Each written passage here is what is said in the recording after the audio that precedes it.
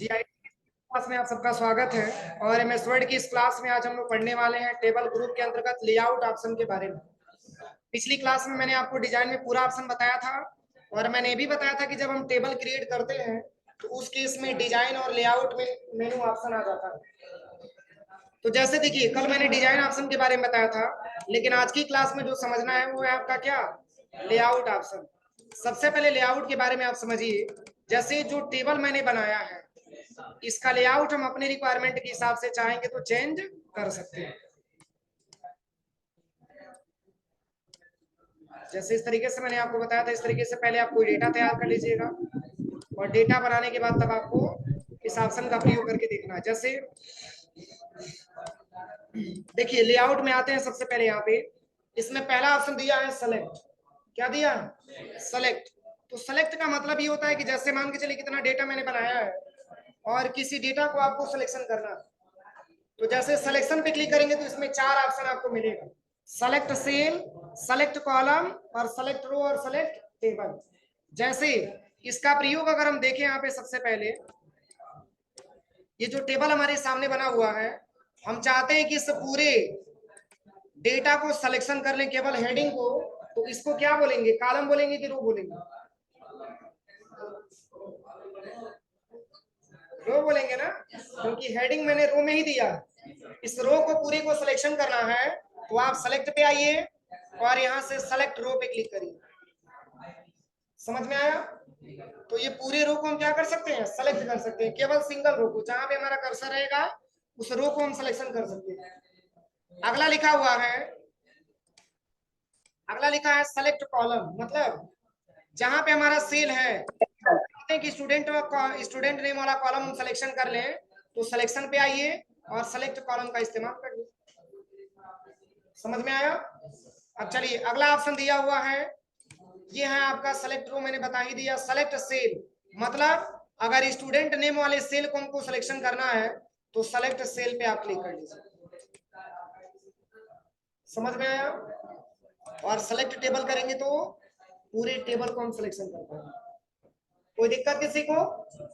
अब चलिए अगला ऑप्शन जो इसमें दिया है वो है ग्रिड लाइंस। और याद करिए मैंने आपको बताया था ग्रिड लाइंस के बारे में, यानी कि इसको हम ग्रिड लाइंस भी बोल सकते हैं प्लस इसको हम टेबल भी बोल सकते हैं। इसलिए ग्रिड लाइंस का कोई उतना बड़ा मतलब यूज नहीं होता है। आप ये समझिए कि टेबल में ग्रिड लाइंस ऑप्शन इसलिए देता है क्योंकि ग्रिड लाइंस मैंने आपको पढ़ाया है, आप यहाँ से भी ग्रिड लाइंस लगा सकते हैं। तो देखिए ये भी टेबल के ही तो जैसा दिख रहा है, इसलिए ग्रिड लाइंस को हम टेबल के नाम से जानते हैं। अब चलिए इसको हटाना है तो फिर यहाँ पे यहाँ से हटा दीजिए। तो यही आपको इसमें इंडिकेशन बता रहा है कि इसमें आपने टेबल क्रिएट किया, इसलिए उसका नाम ग्रिड लाइंस भी शो करके दिखा रहा है। अब चलिए अगला ऑप्शन यहाँ पे आता है प्रॉपर्टीज। तो प्रॉपर्टीज का मतलब ये होता है, जैसे मान के चलिए कि हम टेबल को एक डायरेक्शन से दूसरे डायरेक्शन में लेके जाना चाहते हैं, इसके लिए प्रॉपर्टीज ऑप्शन का प्रयोग हम करते हैं। जैसे करना क्या है, जैसे आप यहाँ पे क्लिक करेंगे तो इसमें देखिए इतना सारा प्रॉपर्टीज आपको मिलेगी। जैसे मैंने कंट्रोल एन से एक नया पेज ले लिया और यहाँ पे आने के बाद हम कुछ हेडिंग तैयार कर लेते हैं, सॉरी कुछ टेबल यहाँ पे क्रिएट कर लेते हैं और इस टेबल को हम छोटा कर देते हैं। अब देखिए टेबल का अलाइनमेंट हमको चेंज करना है, यानी कि लेफ्ट में है राइट में लेके जाना, तो प्रॉपर्टीज पे आ जाइए और यहाँ से राइट पे क्लिक करिए। चेंज हो रहा है, राइट में है, पुनः चेंज करके हमको इसको जो है सेंटर में लेके आना है तो सेंटर पे क्लिक करिए। पुनः यहाँ से अगले ऑप्शन में जाना है, जैसे यहाँ पे लेफ्ट में लेके जाना है तो लेफ्ट पे आ जाइए। और ये टेक्स्ट पे भी काम करेगा। जैसे मान के चलिए अगर मैंने यहाँ पे 5 पैराग्राफ इंसर्ट करा दिया तो इंसर्ट ये पैराग्राफ में भी काम करेगा। इस पे क्लिक करिए और यहाँ से आप चले आइए सबसे पहले लेआउट वाले ऑप्शन पे। यहाँ पे जब लेआउट वाले ऑप्शन पे यहाँ पे आएंगे तो प्रॉपर्टीज पे आइए और यहाँ से आप ले लीजिए राइट, तो राइट में, यहाँ से लेते हैं लेफ्ट तो लेफ्ट में आ जाता है। और इस तरीके से भी आप इसको मूव करा सकते हैं, हो जाएगा। अब चलिए अगला ऑप्शन दिया हुआ है क्या, ड्रॉ टेबल। तो ड्रॉ टेबल के बारे में मैंने कल भी आपको बताया था। जैसे अगर इसी में एक और हमको टेबल ड्रा करना हो तो एक तो तरीका ये है कि आप यहाँ पे प्लस पे क्लिक करेंगे तो भी टेबल की संख्या बढ़ जाएगी, यहाँ पे कॉलम की संख्या बढ़ेगी और यहाँ पे रो की संख्या बढ़ेगी। लेकिन अगर आप इसमें ड्रा करना चाहते हैं तो इसके लिए ड्रा टेबल पे क्लिक करिए। जैसे ही ड्रॉ टेबल पे क्लिक करेंगे तो ऐसा पेंसिल टाइप का सिंबल आएगा, यहां से लेकर के यहां तक टेबल को ड्रा कर लीजिए, ठीक है। और फिर यहां से लेकर के यहां तक इस लाइनिंग को कंप्लीट कर लीजिए आप यहां से।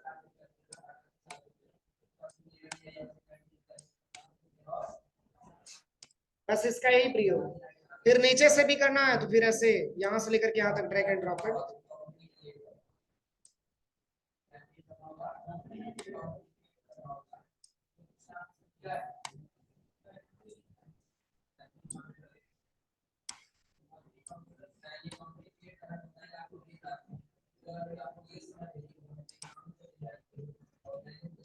चलिए इसके बाद से यहाँ पे दिया हुआ है अगला ऑप्शन इरेजर।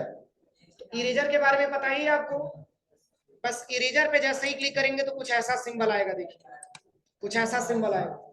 यहां से लेकर के यहां तक ड्रैग एंड ड्रॉप करेंगे तो ये टेबल को क्या करेगा, इरेज कर देगा। अगर सिंगल सिंगल लाइनिंग को करना है तो बस आप यहाँ पे आ जाइए, सबसे पहले टेबल के अंदर लेआउट पे आ जाइए और यहाँ से इरेजर ले लीजिए, और यहाँ से जैसे ही इरेज करना चाहेंगे इस पर क्लिक करेंगे तो केवल इरेज होता जाएगा, ठीक है। तो ये इरेजर का वर्क होता है। अब चलिए डिलीट का क्या प्रयोग है। तो जिस तरीके से आपका सेलेक्ट वाला ऑप्शन काम करेगा सेम उसी तरीके से आपका डिलीट वाला ऑप्शन भी काम करेगा। बस दोनों में अंतर यही है कि सेलेक्ट का प्रयोग हम डेटा को सिलेक्शन करने के लिए करते हैं और डिलीट का प्रयोग हम मिटाने के लिए करते हैं। जैसे इस पे मैंने क्लिक किया, इस पे मैंने क्लिक किया और चाहते हैं कि इस रो को मैं डिलीट कर दूं, तो आप डिलीट पे आइए और यहां से डिलीट रो, डिलीट हो गया। देखिए यहाँ पे हमने इसको क्या नाम दिया था, रो नाम दिया था ना। अभी मैंने आपको बताया था कि इसको पूरे को सिलेक्शन करना होगा, तो इसके लिए सबसे पहले सिलेक्शन पे आने के बाद यहाँ पे सेलेक्ट रो वाला ऑप्शन लेना था। लेकिन अगर हमको डिलीट करना हो तो इसके लिए डिलीट पे आ जाइए और यहाँ से ले लीजिए डिलीट रो। देखिए केवल एक रो को डिलीट कर लीजिए। और डिलीट कॉलम, तो जिस कॉलम में आपका कर्सर है उस कॉलम को डिलीट कर लीजिए। फिर यहाँ पे आता है डिलीट टेबल, पूरे टेबल को डिलीट कर दो। समझ में आया। तो आप इरेजर से भी इसको हटा सकते हैं और चाहेंगे तो आप इसके माध्यम से भी आप इसको यहां से आसानी तरीके से मिटा सकते हैं। इसके बाद से यहाँ पे लिखा हुआ है डिलीट सेल। जैसे मान के चलिए सेल को हमको डिलीट करना है, आप चले आइए डिलीट पे और यहाँ से डिलीट सेल। तो ये पूछेगा कि किस साइड का सेल आप डिलीट करना चाहते हैं, लेफ्ट से कि राइट से। तो अगर लेफ्ट से करना है तो लेफ्ट पे क्लिक कर दीजिए, कंट्रोल जेड, यहाँ पे आइए और फिर यहाँ पे आने के बाद फिर आ जाइए डिलीट पे और डिलीट सेल ओके कर दीजिए। हो रहा है। तो सेल को भी डिलीट कर सकते हैं, प्लस रो को भी डिलीट कर सकते हैं, प्लस कॉलम को भी डिलीट कर सकते हैं, प्लस पूरे टेबल को भी डिलीट कर सकते हैं। अब चलिए अब अगला ऑप्शन आता है इंसर्ट टेबल। अब इसका क्या प्रयोग, जैसे देखिए मैंने अभी आपको बताया है ना कि यहाँ पे अगर आप प्लस पे क्लिक करते हैं तो आप टेबल को और भी ज्यादा इंक्रीज कर पाएंगे, मैंने बताया है ना। लेकिन अगर आप चाहते हैं कि और भी टेबल की संख्या बढ़ जाए तो यहाँ पे एक ऑप्शन आपको मिलता है इंसर्ट टेबल। का मतलब ये है कि जैसे हेडिंग के ऊपर एक और आपको रो लेना है, एक और आपको रो लेना है, तो इंसर्ट टेबल पे क्लिक कर दीजिए। समझ में आ रहा है। इंसर्ट टेबल का क्या प्रयोग है, जहां पे आपका कर्सर रहेगा उसके जस्ट ऊपर एक और आपका टेबल बन जाएगा।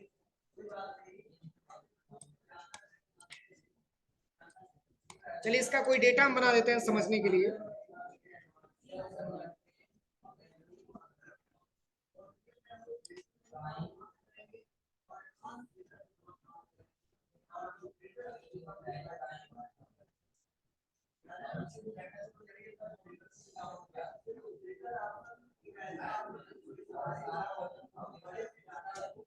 देखिए ये डेटा जो मैंने तैयार किया है सबसे पहले यहाँ पे अगर हम बात करें यहाँ पे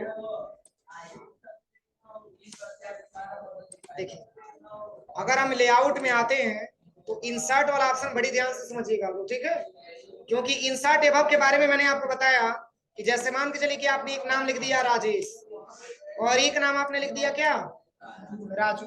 अब क्वेश्चन ये बन गया कि एक और स्टूडेंट है जिसका नाम गगन है वो राजेश और राजू के बीच में उसकी लाइनिंग बनना चाहिए। समझ में आ रहा है ना? हम उसको नीचे लेके नहीं आना चाहते, हम उसको चाहते हैं कि पहले और दूसरे के बीच में आ जाए। तो इसके लिए सबसे पहले 2 नंबर वाले सेल को सिलेक्शन करेंगे और इसके बाद से इंसर्ट एबव पे क्लिक करेंगे। अब यहाँ पे क्रमांक चेंज करके इसको 2 नंबर पे कर देंगे और इसको 3 नंबर पे करेंगे। ऐसे नंबर हम अलग तरीके से दे देंगे।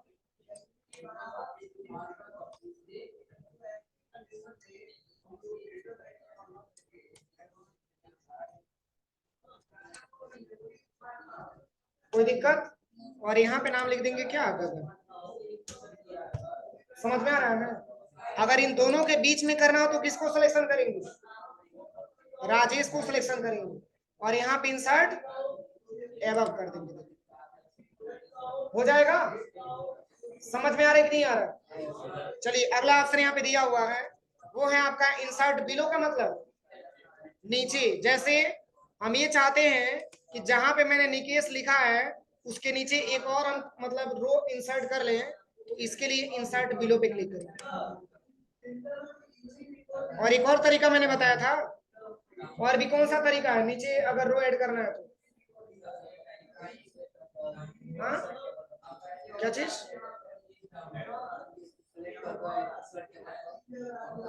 इसके अलावा भी कोई तरीका है? सबसे लास्ट वाले सेल में आ जाइएगा और टैब बटन दबा दीजिए। समझ में आया? तो एक रो और इंसर्ट हो जाता है। अब चलिए अगला ऑप्शन यहाँ पे लिखा हुआ है इंसर्ट लेफ्ट और इंसर्ट राइट। जैसे आपने जो डेटा बनाया है, सीरियल नंबर हो गया, स्टूडेंट नेम हो गया, कोर्स हो गया, फी हो गया, पैड हो गया, डी हो गया, और हम ये कहें कि कोर्स और नेम के बीच में एक और आप सेल ऐड, एक और आप कॉलम ऐड कर दीजिए जिसमें स्टूडेंट का एड्रेस लिखा जाए। समझ में आ रहा है ना? यानी कि स्टूडेंट नेम और कोर्स के बीच में एक और आप जो है कॉलम ऐड कर दीजिए जिसमें स्टूडेंट का एड्रेस टाइप किया जाए। तो इसके लिए सबसे पहले आपको करना क्या है, यहाँ पे इंसर्ट लेफ्ट पे क्लिक करना है। तो अगर आप इस पे क्लिक करेंगे तो सीरियल नंबर और स्टूडेंट नेम के बीच आ जाएगा। अगर आप इस पे क्लिक करेंगे तो स्टूडेंट नेम और कोर्स के बीच में आ जाएगा। तो यहाँ पे क्या करेंगे, इंसर्ट, इंसर्ट क्या लिखा है, बस इंसर्ट लेफ्ट आ गया। अब यही एक बार और हम ऐड करना चाहते हैं, तो जैसे अगर कोर्स को ना सिलेक्शन करना चाहते हैं, अगर आप स्टूडेंट नेम को सिलेक्शन करेंगे तो इससे राइट आप ऐड करना चाहते हैं तो इंसर्ट राइट। कोई दिक्कत किसी को? तो इस तरीके से टेबल की संख्या हम आसानी तरीके से इंक्रीज कर सकते हैं। अब चलिए अगला ऑप्शन जो दिया है वो है आपका यहाँ पे मर्ज सेल। देखिए हाईलाइट दिख रहा है? हाईलाइट नहीं दिख रहा, लेकिन हाईलाइट दिखेगा कब, समझिए इसके बारे में। जैसे आपने देखा होगा कि कुछ हम टेबल बनाते हैं तो उसी टेबल में कुछ हेडिंग हमको देना होता है। जैसे मान के चलिए कि इसमें मैंने कुछ टेबल ऐसे बना लिया और इसी में हमको हेडिंग भी देना है, इसी में हमको हेडिंग भी देना है। तो आप एक बात बताइए कि अगर हम हेडिंग देंगे तो सिंपल सी बात है किसी एक ही सेल में हम हेडिंग दे पाएंगे ना? किसी एक ही सेल में हम हेडिंग दे पाएंगे? जैसे यहाँ पे स्टूडेंट डेटाबेस मैंने टाइप कर दिया, एक ही सेल में दे पाएंगे हेडिंग ना? लेकिन हम ये चाहते हैं कि हेडिंग हमारा बड़ा हो, तो इसके लिए डेटा को क्या करना पड़ेगा, मर्ज करना पड़ेगा। तो यहां से लेकर के और यहां तक डेटा को आप सिलेक्शन कर लीजिए। सिलेक्शन करने के बाद अब देखिए मर्ज वाला ऑप्शन हाईलाइट हो गया, बस यहां से आप मर्ज कर दीजिए। देखिए एक बड़ा सा सेल आ गया और यहाँ पे कुछ अलग हेडिंग आप दे सकते हैं।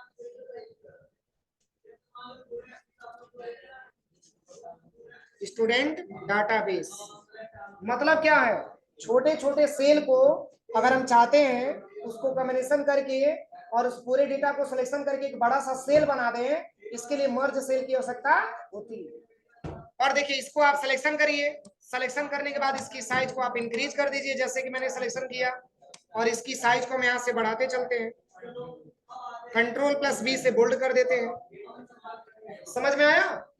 अब यहाँ पे अगला ऑप्शन यहाँ पे लिखा हुआ है स्प्लाइट सेल और स्प्लाइट टेबल। इसको हम समझाएंगे, लेकिन इसके पहले आप थोड़ा सा इसमें ध्यान दीजिए, अलाइनमेंट जो दिया हुआ है। देखिए अगर हम चाहते हैं कि इसको सेंटर में लेके आए तो आप सेंटर वाले ऑप्शन पे क्लिक करेंगे, चेंज हो रहा है। आप चाहते हैं डाउन लेके आना तो डाउन पे क्लिक करेंगे, आप चाहते हैं टॉप पे लेके जाना तो टॉप पे क्लिक करेंगे। ये किसका अलाइनमेंट है? लिखे हुए टेक्स्ट की अलाइनमेंट है। किसके अंदर? टेबल के अंदर। समझ में आ रहा है ना? आप चाहते हैं कि अगर राइट में लेके आवे तो यहाँ से राइट पे क्लिक कर दीजिए, सेंटर में लेके आना चाहते हैं सेंटर पे क्लिक करिए, डाउन में लेके आना चाहते हैं तो डाउन में क्लिक करिए।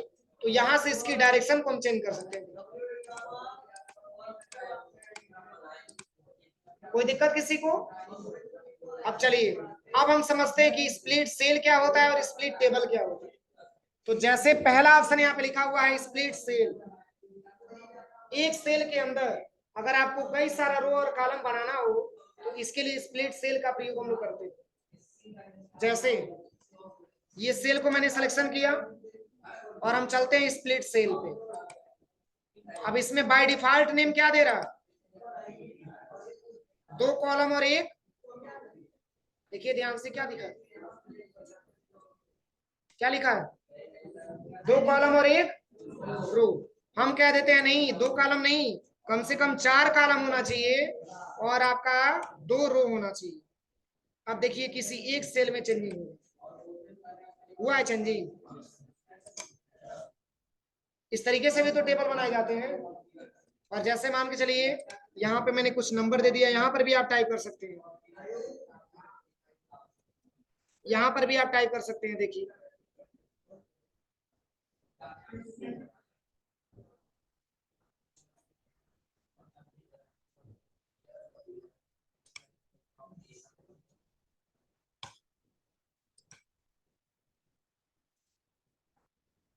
कोई दिक्कत? इस तरीके से भी तो टेबल बनते हैं। जैसे इसकी साइज को हम इंक्रीज कर देते हैं, इस तरीके से भी तो टेबल बनता हुआ दिखाई देता है। तो ऐसे टाइप से आपको मतलब अगर टेबल क्रिएट करना हो तो इसके लिए स्प्लिट सेल का प्रयोग हम लोग करते हैं। अब देखिए इसमें 2 नाम आपका दिया हुआ है, एक तो स्प्लिट सेल दिया है और दूसरा स्प्लिट टेबल दिया। तो मैंने अभी किसके बारे में बताया? स्प्लिट सेल के बारे में बताया। यानी कि एक ही सेल के अंदर कई सारा रो और कई सारा कॉलम अगर आपको ऐड करना हो तो इसके लिए स्प्लिट सेल का प्रयोग हम लोग करते हैं। लेकिन इसी से मिलता जुलता नाम आपका क्या है? स्प्लिट टेबल भी है, लेकिन दोनों में अंतर। देखिए स्प्लिट सेल का प्रयोग ये है कि किसी एक पार्टिकुलर सेल में ज्यादा से ज्यादा रो और कॉलम ऐड कर सकते हैं, लेकिन स्प्लिट टेबल का प्रयोग ये है कि टेबल को कई भागों में डिवाइड करने का काम करते हैं, वो कई भागों में बांट देंगे। जैसे यहाँ पे हम आ जाते हैं और यहाँ से स्प्लिट टेबल का मैंने प्रयोग किया, क्या टेबल डिवाइड हुआ? डिवाइड हुआ। यहाँ पे आ जाइए, स्प्लिट टेबल का प्रयोग कर लीजिए, यहाँ से टेबल डिवाइड हुआ। तो टेबल को बांटने के लिए स्प्लिट टेबल का प्रयोग हम लोग करते हैं। देखिए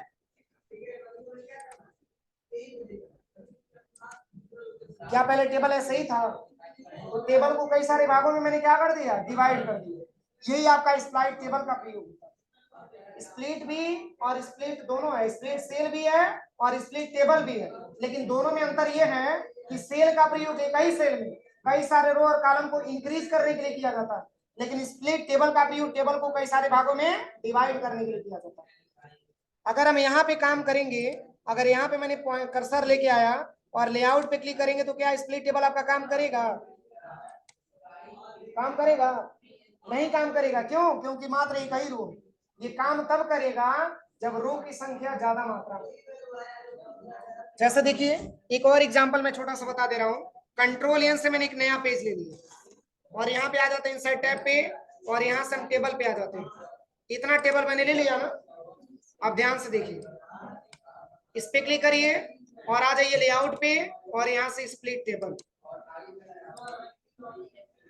समझ में आ रहा है? स्प्लिट टेबल आप जितने भागों में चाहेंगे उतने भागों में आप आसानी तरीके से इसको डिवाइड कर सकते हैं। तो ये केवल रो को डिवाइड करता है, कॉलम को डिवाइड नहीं करता। अब चलिए अगला ऑप्शन यहाँ पे दिया हुआ है, अगला ऑप्शन यहाँ पे दिया हुआ है। सबसे पहले यहाँ पे ये दिया है आपका रो की हाइट क्या लेना चाहते हैं और विड्थ क्या लेना चाहते हैं। जैसे देखिए इतना डेटा को मैंने सिलेक्शन किया चलिए टेबल को पहले थोड़ा सा छोटा कर लेते हैं, इतना बड़ा टेबल पे नहीं समझ में आएगा, टेबल को थोड़ा सा हम छोटा कर लेते हैं।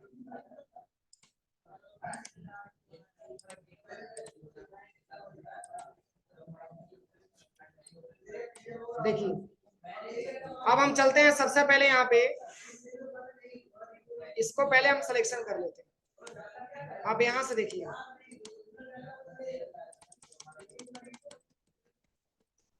चेंजिंग दिख रहा है। देखिए यहां से इसकी हाइट को हम बढ़ाते हैं, किसकी हाइट को, रो की हाइट को, और यहां से हम कॉलम की हाइट को और विड्थ को यहां से हम बढ़ाते हैं। देखिए तो ये टेबल कुछ इस तरीके से आपको दिखता है, समझ में आया। लेकिन ये टेबल को क्या करना पड़ेगा, सिलेक्शन करना पड़ेगा, बगैर सिलेक्शन की ऑप्शन काम नहीं करेगा।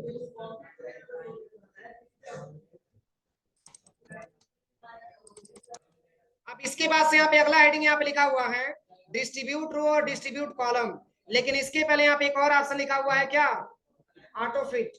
इसका क्या प्रयोग है, तो देखिए इसके बारे में हम बता दें।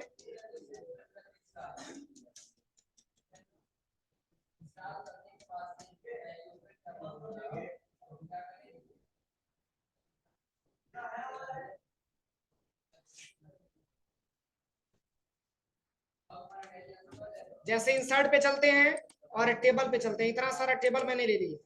अब चलिए इसमें हम कुछ नाम लिख लेते हैं, जैसे मैंने लिख लिया राम,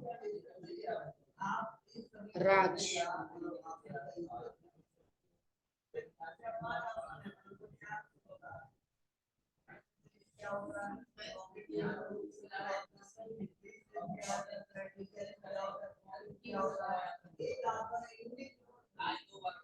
कोई दिक्कत नहीं है।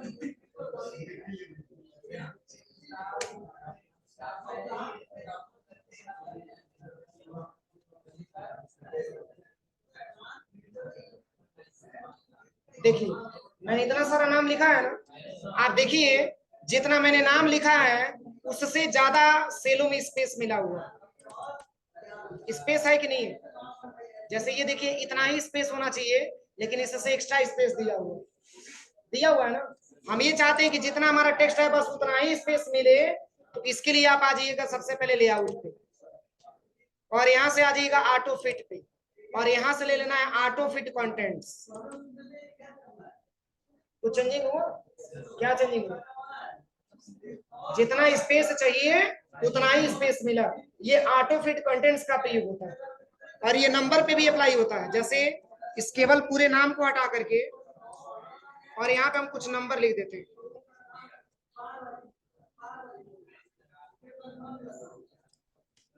देखिए जैसे यहाँ पे हम कुछ नंबर लिख देते हैं,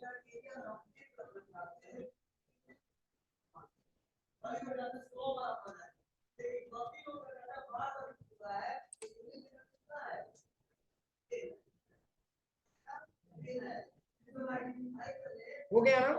अब देखिए अगर हम नंबर लिखे तो इतना ज्यादा मात्रा में डिस्टेंस मिल रहा है ना, इसी डिस्टेंस को, इसी स्पेस को हमको कम करना है। तो इसके लिए लेआउट ऑप्शन पे आ जाइए, और यहाँ से आप कर लीजिए ऑटो फिट, और ऑटो फिट कंटेंट्स का आप इस्तेमाल कर लीजिए।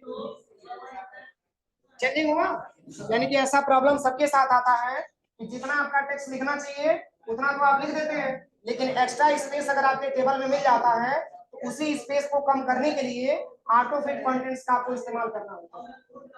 कोई दिक्कत किसी को, अब पहली की अवस्था में लेके आना हो तो कैसे लेके आएंगे।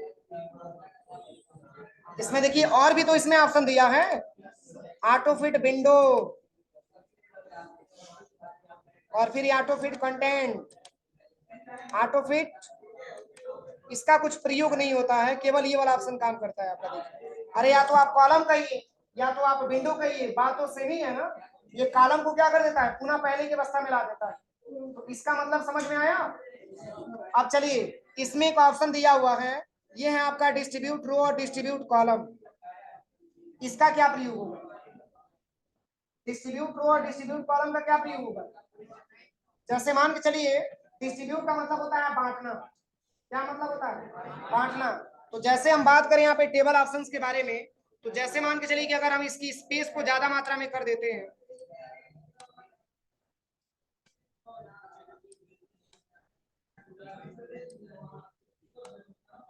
क्या सेल में अगर हम बात करें यहाँ पे रो और कॉलम को, तो क्या रो और कॉलम हमारा इक्वल दिख रहा है?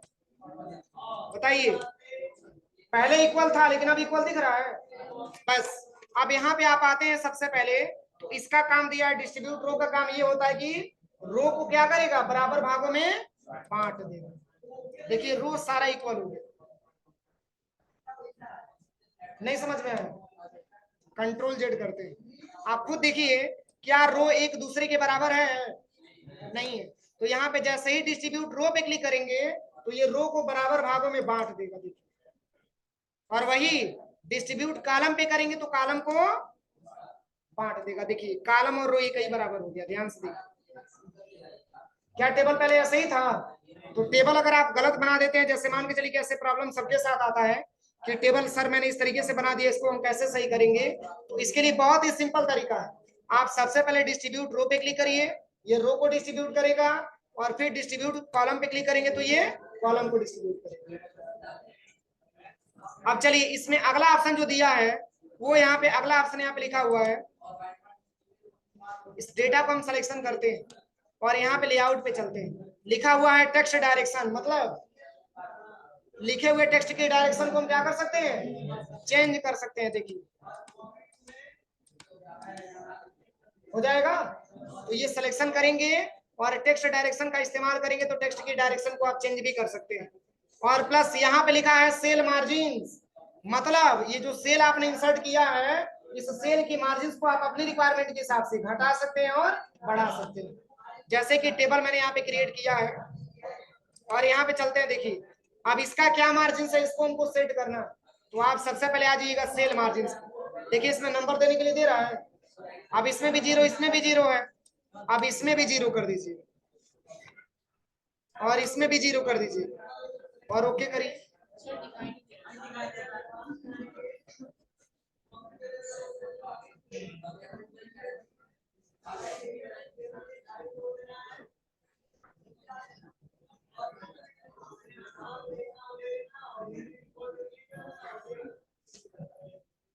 देखिए सब में 0 है ना, टॉप में भी 0 है, बॉटम में भी 0 है, लेफ्ट और राइट में भी 0 है। ओके करिए। पहले कंट्रोल से सिलेक्शन कर लीजिएगा पूरे डेटा। सिलेक्शन करने के बाद इसके बाद से आ जाइएगा लेआउट पे और आ जाइएगा सेल मार्जिन पे। अब सब में 0 है, ओके कर दीजिए। अभी क्यों नहीं कुछ काम हो रहा है, क्योंकि मैंने सबको डिस्ट्रीब्यूट कर दिया। अब देखिए काम होगा लेकिन किस पे, तो इस वाले टेबल पे आपका काम होगा। देखिए अब क्या करिए कि पूरे टेबल को पहले आप सिलेक्शन कर लीजिए। सिलेक्शन करने के बाद अब आप चले आइए सेल मार्जिन पे और यहाँ से 0.08 लिखा हुआ इसमें 0 कर दीजिए और इसमें भी 0 कर दीजिए। ओके करिए। थोड़ा बहुत चेंजिंग हुआ है, बहुत ज्यादा चेंजिंग नहीं हुआ। इसमें हम जैसे इसमें इसका प्रयोग क्या है, इसकी मार्जिन को हम चाहेंगे तो अपनी रिक्वायरमेंट के हिसाब से चेंज कर सकते हैं। जैसे पूरे सेल को मैंने सिलेक्शन किया, सेल मार्जिन पे आते हैं और यहाँ पे मैंने रख दिया 1 और इसमें भी 1, इसमें भी 1 और इसमें भी 1। अब ओके करिए। टेबल की डायरेक्शन चेंज हुआ।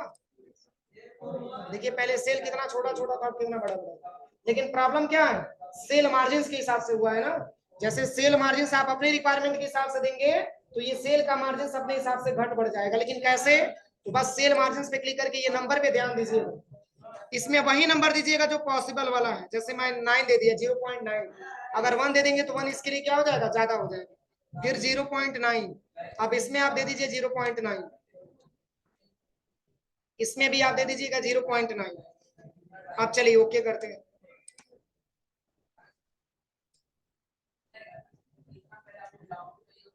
ये सेल की मार्जिन को घटाता बढ़ाता है, मतलब जो आपने सेल पहले से इंसर्ट किया है उसकी मार्जिन आप जितना नंबर देंगे उसके हिसाब से मार्जिन हो जाएगा। जैसे मैंने पेज की मार्जिन के बारे में पढ़ाया था ना, कंट्रोल एम से पेज की मार्जिन हमारा इंक्रीज होता है और कंट्रोल क्यू से पेज का मार्जिन हमारा डिक्रीज होता है। सेम उसी तरीके से हमारा टेबल ऑप्शन में भी ये मार्जिन वाला ऑप्शन काम करता है। अब चलिए ये शॉर्ट के बारे में मैंने पढ़ाया है, नहीं पढ़ाया है, नहीं पढ़ाया है, इसका क्या प्रयोग है,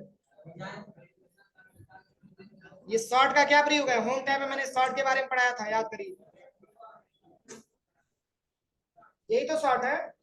जैसे इसका प्रयोग क्या है, असेंडिंग और डिसेंडिंग मैंने नहीं बताया था, वही तो असेंडिंग डिसेंडिंग है। जैसे ये लिखे हुए नाम को असेंडिंग ऑर्डर में करना चाहते हैं, डिसेंडिंग ऑर्डर में करना चाहते हैं, तो इसके लिए सॉर्ट वाले ऑप्शन का प्रयोग आप कर सकते हैं।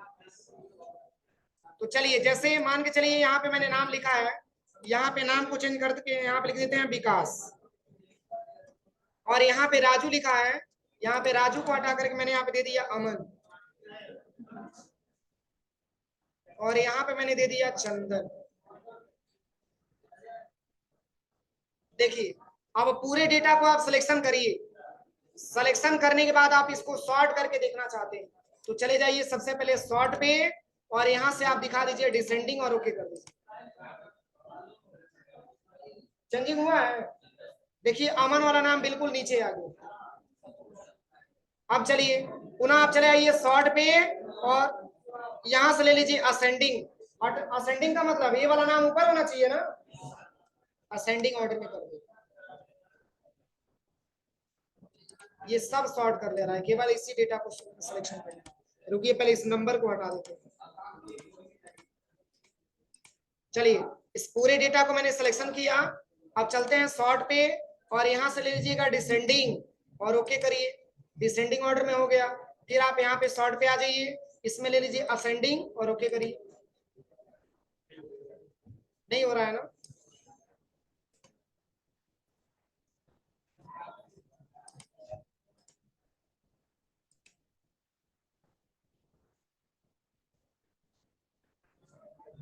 डिसेंडिंग हो जा रहा है, असेंडिंग नहीं हो पा रहा।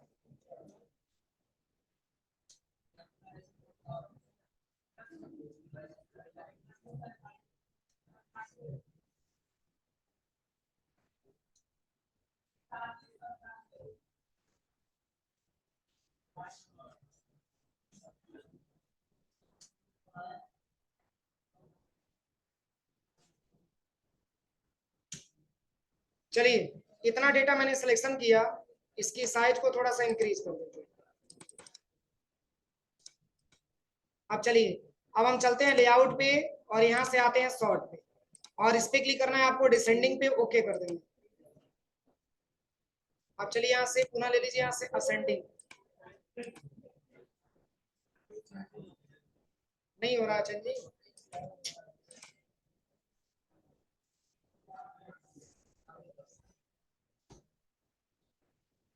पहले चेंजिंग हो रहा था, अभी आपने देखा होगा, पहले चेंजिंग हो रहा था, अभी इस समय दिक्कत कर रहा है।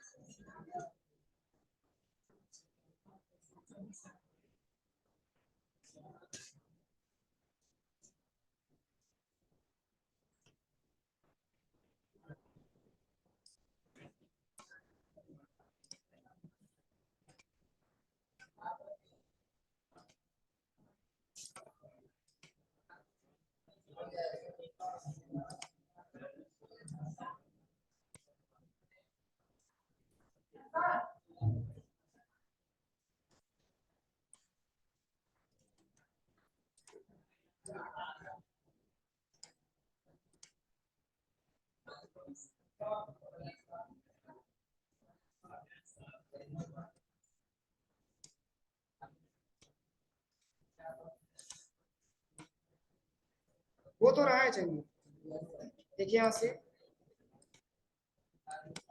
पर असेंडिंग वाला ऑप्शन काम नहीं कर रहा है।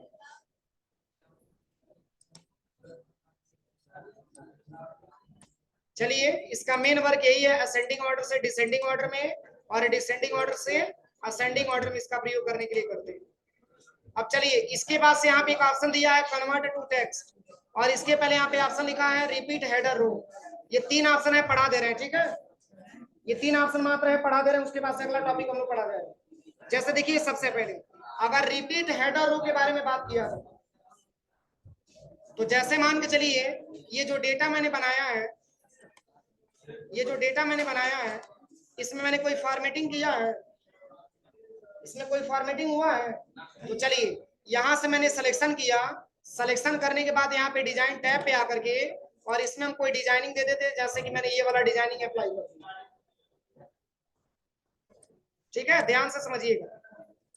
अब देखिए, अब हम चलते हैं सबसे पहले यहाँ पे लेआउट वाले ऑप्शन, ये ऑप्शन हाईलाइट हुआ, देखिए करना क्या है। जब आप सिलेक्शन करेंगे तभी जाकर के ऑप्शन इनेबल होगा। अगर सिलेक्शन से बाहर हो जाएंगे तो ये ऑप्शन क्या हो जाएगा, डिसेबल हो जाएगा। जैसे मैंने इसको सिलेक्शन किया, पूरे डेटा को मैंने सिलेक्शन किया और चाहते हैं कि सब में यही कलर अप्लाई हो जाए, तो इसके लिए रिपीट हेडर रो पे क्लिक करेंगे।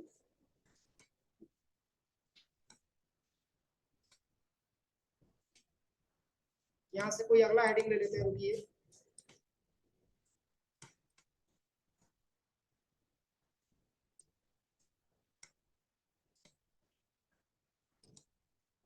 चलिए लेआउट पे चलते हैं, रिपीट हेडर रो।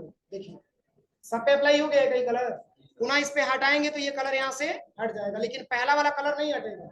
लेकिन सब पे यही अप्लाई करना है, तो पूरे डेटा को सिलेक्शन करिए और रिपीट हेडर रो का आप इस्तेमाल कर लीजिए। पूरा एक ही कलर में आपका ला देता है, जो आपका ऊपर वाला कलर रहता है। अब चलिए यहाँ पे एक ऑप्शन आपको दिया है कन्वर्ट टू टेक्स्ट। अगर आपसे कहा जाए कि जो आपने टेबल बनाया है इसमें केवल टेक्स्ट होना चाहिए, टेबल यहाँ से हटा दीजिए। समझ में आ रहा है मैं क्या कह रहा हूँ? इसमें केवल लिखा हुआ टेक्स्ट आपको दिखना चाहिए, टेबल यहाँ से हटा दीजिए।